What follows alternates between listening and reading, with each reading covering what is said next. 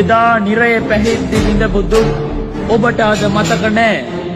ප්‍රේතයෝ වෙලා කන්න අසූචි ටිකක් නැතුව කල්ප ගානක් විඳපු දුක් ඔබට අද මතක නෑ.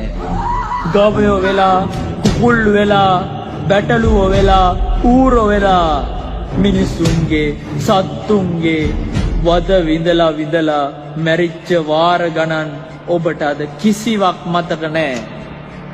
ඒ භවයේ හැටි.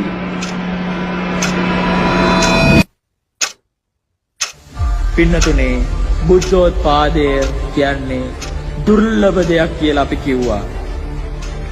එලෙස දුර්ලභ වෙන්නට හේතුව තමයි අමාමෑණි සම්මා සම්බුදුරජාණන් වහන්සේ චතුරාර්ය සත්‍ය තුල මේ ලෝකේ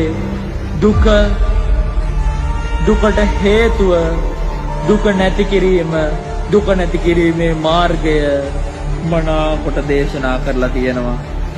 මේ බොරුව තුල ලෝකේ ඇත්තක් කියලා හිතන් ඉන්න මායාවක් බවේ තුන් මුනිවරු හඬ නගා පවසලා තියෙනවා.